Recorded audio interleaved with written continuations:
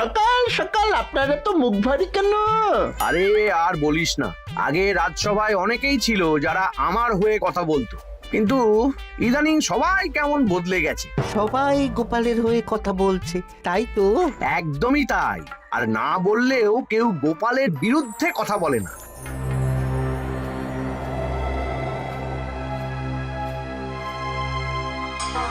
কি মন্ত্রী মশাই, আজকাল তো আমার কথা আর মনেই পড়ে না, ভুলে গেছেন নাকি? আরে না না ভগবান, তুমি হলে আমার তুরুপের তাস। ঠিক সময়ে ঠিক সুযোগ এলে তোমাকেই ডাকবো। একটু দেখবেন। হ্যাঁ, আরে নিশ্চয়ই নিশ্চয়ই। এই চলি রে, আবার রাজসভায় যেতে হবে।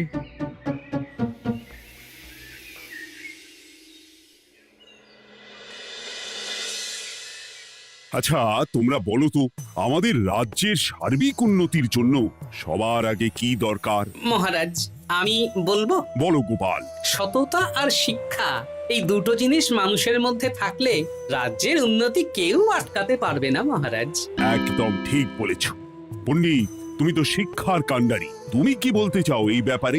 মানে কিভাবে শিক্ষার আরো উন্নতি করা যায়? মহারাজ, আমি তো মনে করি পুঁথিগত শিক্ষাই শুধু শিক্ষা নয়, মানুষের ভেতরে যে পূর্ণতা আছে সেটাকে ফুটিয়ে তোলার নামই হলো শিক্ষা। যেমন? কেউ যদি খেলতে ভালোবাসে সে খেলোয়াড় হবে, গান করতে ভালোবাসলে সে গায়ক বা গায়িকা হবে।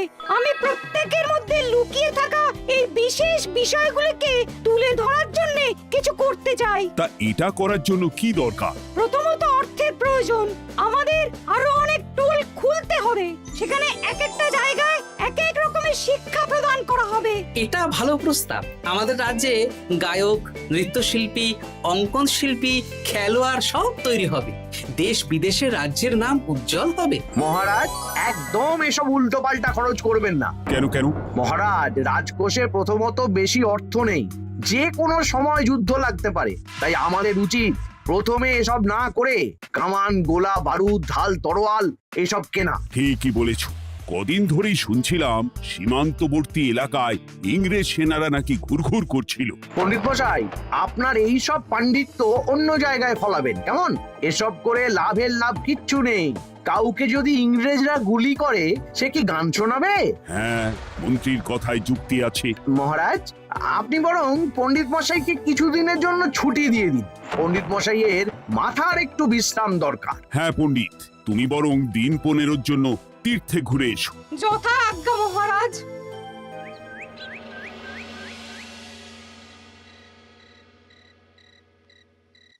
শোনো ভগবান, সকালেই তুমি কাজের কথা বলছিলে, আমি এমন ছক কষেছি কালকে থেকেই তোমার জন্য একটা ভালো বেতনের কাজ জোগাড় করে দেব।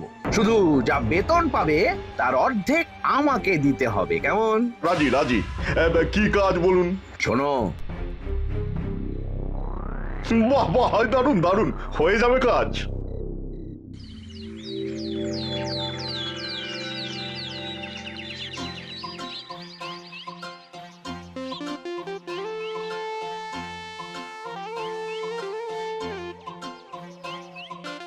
এই সকাল সকাল রাস্তায় ঘুরঘুর করছিস কেন? হ্যাঁ, পড়াশুনো কি শিখেই তুলে দিয়েছিস? পণ্ডিত মশাই তীর্থে গেছেন, এখন আমাদের ছুটি। দুপুর বেলা ভাত, রাতের বেলা রুটি।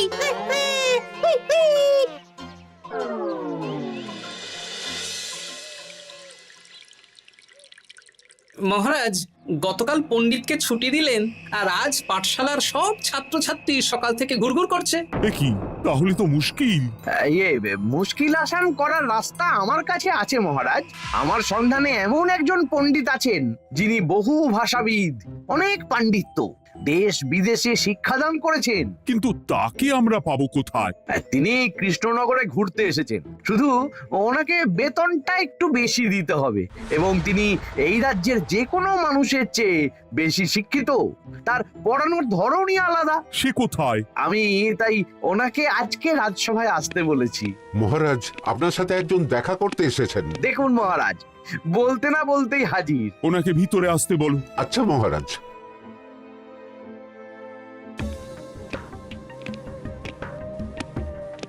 প্রণাম কৃষ্ণচন্দ্র, আমাকে আপনার মন্ত্রী ডেকেছেন, তাই এলাম।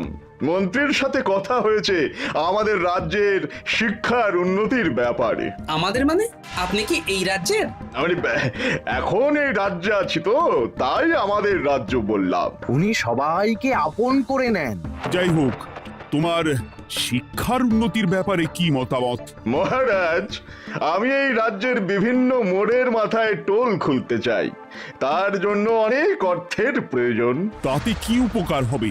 ছাত্রদের জন্য তো নির্দিষ্ট পাঠশালা আছে। যখন শত্রুরা আক্রমণ করতে আসবে তখন তারা দেখবে রাস্তার মোড়ে মোড়ে টোল, মোড়ে মোড়ে টোল। তারা বুঝতে পারবে এখানে সবাই শিক্ষিত।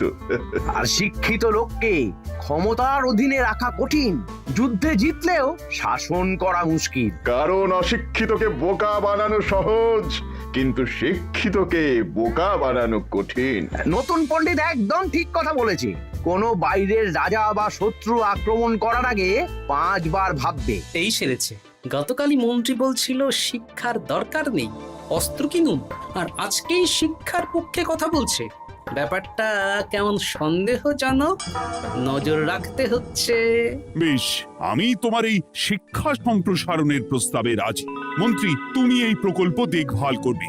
আচ্ছা, কত খরচ হতে পারে একটা হিসেব করে আমাকে জানিও, আমি দিয়ে দেব। আচ্ছা মহারাজ, আপাতত 500 মোহর দিয়ে রাখুন, পরে যা লাগবে বলে দেব। উফ, সকালে এক পত্তন বাজার, বিকেলে এক পত্তন বাজার, আর পারি না। আরে হাত চালাও, হাত চালাও। বাবা, কাজ শুরু হয়ে গেল। হ্যাঁ, আর ছাত্রদের পাঠশালার কাছে যেতে হবে না। পাঠশালা ছাত্রদের বাড়ির কাছে চলে আসছে। যেখানে সেখানে পাঠশালা। এই তো যেখানে সেখানে শিক্ষা। ঠিক বলেছ। আজ থেকে আমি আর নতুন পণ্ডিত চালু করছি। ধরো শিক্ষা, মারো পেরে। শিক্ষাকে ছাত্রছাত্রীদের মধ্যে গেঁথে দিতে হবে। এতদিন জানতাম ধরতক্তা মার পেরে, এখন বদলে যাবে। কিন্তু একটা পণ্ডিত এতগুলো পাঠশালা একা সামলাবে কি করে? খেপে খেপে। মানে সকাল 6টা থেকে 7টা একটা জায়গায়, পরে 7:30 থেকে 8:30 আরেকটা। এইভাবে বিভিন্ন জায়গায় পণ্ডিত ঘুরে ঘুরে শিক্ষাদান করবেন।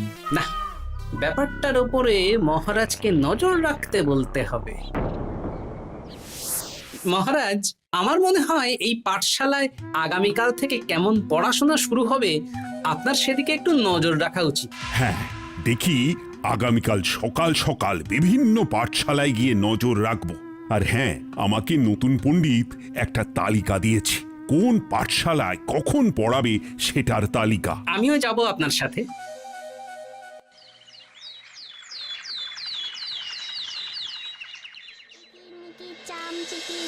কাটা মজুমদার ধে এলো দামোদর, দামোদরের হাঁড়ি কুড়ি, দুয়ারে বসে চাল কুড়ি। দেখি কুটি, তোরা এই কিরমিকির খেলছিস?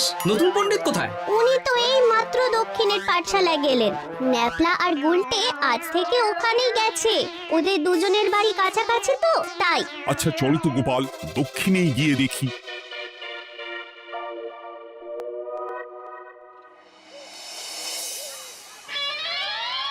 দেখি, এখানেও তো নতুন পণ্ডিত নেই। নতুন পণ্ডিত মশাই আমাদের একের নামটা মুখস্থ করতে দিয়ে চলে গেলেন। একের নামটা? এসব কি হচ্ছে? শিক্ষার নামে অর্থের জলাঞ্জলি মহারাজ। না, আজই রাজসভায় এর বিচার হবে। মন্ত্রী, আমি যা দেখলাম তাতে শিক্ষা তো কদিন পরে লাটে উঠবে। আমার এক ভাগ্নি তো আজ পাঠশালায় গিয়ে লুকোচুরি খেলেছে। নামমাত্র পড়াশোনা আর বাকি সময় খেলা, এভাবেই বয়ে গেল বেলা। মন্ত্রী, এই তোমার নতুন পণ্ডিতের দৌড়। মহারাজ, একজনের পক্ষে এতগুলো পাঠশালায় শিক্ষাদান তো সম্ভব নয়। তার জন্য তো আরো পণ্ডিতের প্রয়োজন, আর তার জন্য চাই আরো অর্থ। আবার অর্থ? শুধু মহারাজের অতিরিক্ত অর্থ খরচ হবে বলে আমি আগে এই প্রস্তাবটা রাখিনি। বেশ, তা আর পণ্ডিত কোথায় পাবে? আমাদের নতুন পণ্ডিতের কাছে অনেক পণ্ডিতের সন্ধান আছে। উনি একটা হাঁক মারলেই সব চলে আসবে। বেশ, তাহলে তাই ব্যবস্থা করো। এভাবে শিক্ষার অবনতি আমি চোখে দেখতে পারবো না।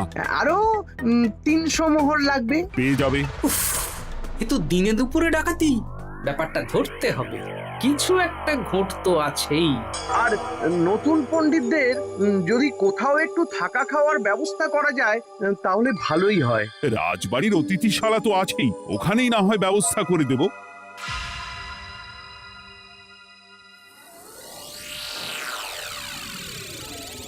শোন বটা ঘটা আর কেলে পচা, তোদের এইবার এই ভগবানের মতন শিক্ষাদান করতে হবে। আরে আমি তো শিক্ষা বানানই জানি না।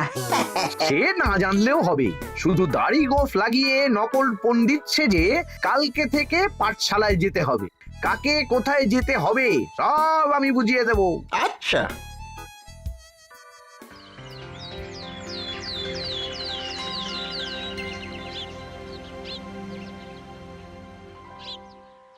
আচ্ছা বল তো, গতকাল তোদের বাড়িতে কি কি রান্না হয়েছিল? ভাত, মসুর ডাল আর লাউ ঘন্ট। লাউ ঘন্টের মধ্যে চিংড়ি ছিল? না। তা আজকে কি রান্না হবে? আজকে সকালে বাবা বাজার থেকে পাকা কাতলা এনেছে। কাতলা মাছের পাতলা করে ঝোল হবে। আর তোর? আমাদের আজ নিরামিষ, এই কবজি ডুবিয়ে সবজি ভাতি খেতে হবে। বেশ।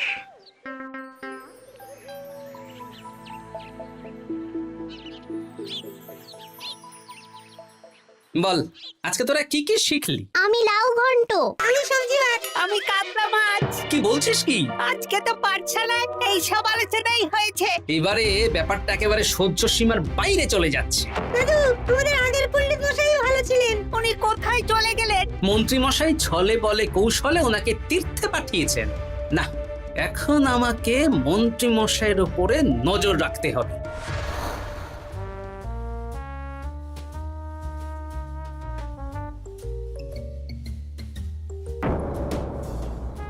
পাঠশালায় পড়ানোর ব্যাপার তো বিকেলেই মিটে গেছে। রাজবাড়ির অতিথিশালায় না গিয়ে নতুন পণ্ডিত মশাইরা এদিকে আবার কোথায় যাচ্ছেন? সাথে মন্ত্রীও আছেন, ব্যাপারটা নজর রাখতে হবে। তাড়াতাড়ি চল। চলুন চলুন। এদিকে তো বটা ঘটার বাড়ি, এদিকে মন্ত্রী মশাই কোথায় যাচ্ছেন?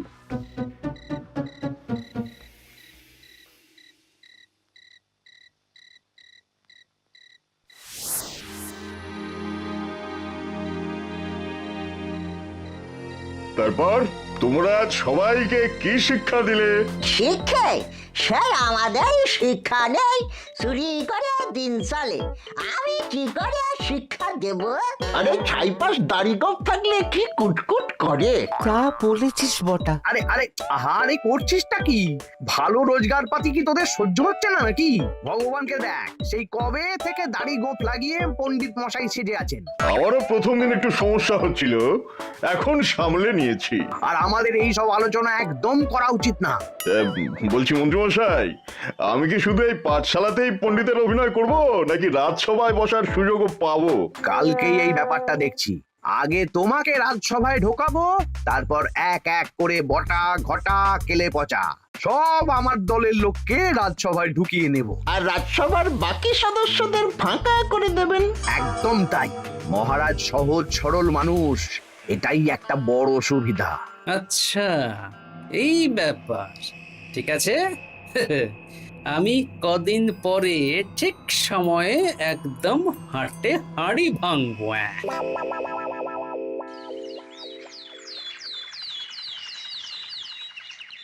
তাহলে মন্ত্রী, আর কোনো সমস্যা নেই তো? না না মহারাজ, এখন আর কোনো সমস্যা নেই। দেখবেন এই ধরশিক্ষা মারপের এক প্রকল্পের নাম চারিদিকে ছড়িয়ে পড়বে। আমার তো মনে হয় একটু পাঠশালাতে বিজ্ঞান নিয়েও আলোচনা করা উচিত। হবে হবে, সব হবে। এখনো সব বাচ্চারা অজ্ঞান হয়ে আছে। আগে শিক্ষায় জ্ঞান ফিরুক, তারপরে না হয় বিজ্ঞান নিয়ে আলোচনা করবে। বিজ্ঞানী তো প্রস্তাবটা খারাপ রাখেনি। তুমি কি বেশি বোঝো? তাহলে তুমিই তো বিজ্ঞান শেখাতে পারো। আমি কবিরাজি শিক্ষা দান করতে পারবো। তোমার কবিরাজি শিখতে কেউ রাজি নয়, চুপ থাকো। আহ, দেখাই যাক না বাচ্চারা কেমন শিক্ষা লাভ করে। মহারাজ, বলছি কি, আমাদের পণ্ডিতের আসনটা তো ফাঁকাই পড়ে আছে। এখন যখন নতুন পণ্ডিত এসেই গেছেন, তাহলে ওই জায়গায় ওই তো বসতে পারে। কিন্তু পণ্ডিত তো তীর্থে গেছে, অবশ্য কদিন পরেই ফিরে আসবে। ও আসুক, তারপর না হয় আলোচনা করে একটা সিদ্ধান্ত নেব। পণ্ডিত মশাই না হয় এসে পুজো পাঠটাই করুক, কিন্তু রাজসভা এরকম ফাঁকা থাকলে কেমন একটা লাগে। বেশ, তাহলে তাই হোক। কালকে থেকে নতুন পণ্ডিত আমাদের পুরনো পণ্ডিতের জায়গায় বসবে। এইভাবে রাজসভা ফাঁকা করে যেতে হবে, তাহলে একদিন সবাই আমার পক্ষেই কথা বলবে, আর শেষে রাজাকেই সরিয়ে দেব।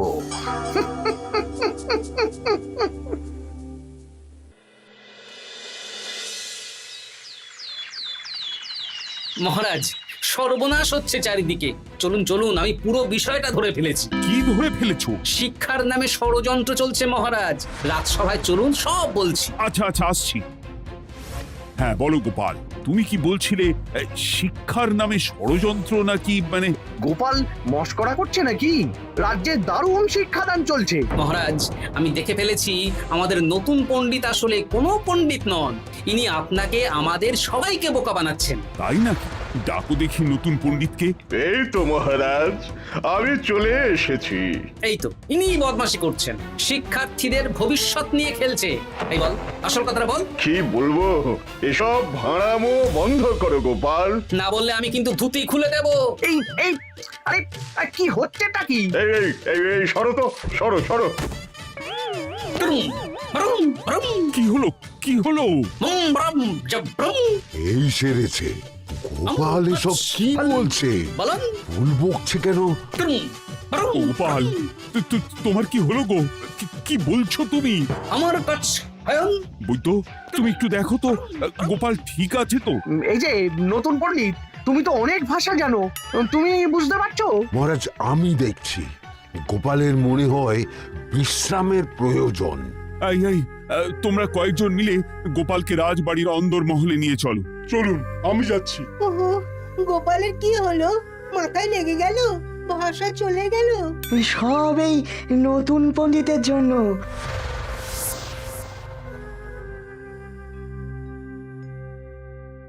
আম ভাল খাচ কাচ হায়ন আম মাস্কার কাচ।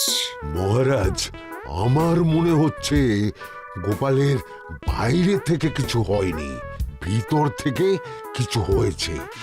নারী স্পন্দন, হৃদস্পন্দন সব ঠিক আছে। আমার বড় যাব ভ্রম। কিন্তু গোপাল কি ভাষা বলছে বোঝা যাচ্ছে না। নতুন পণ্ডিত, একবার চেষ্টা করে দেখো না। আমার কথা হয় না।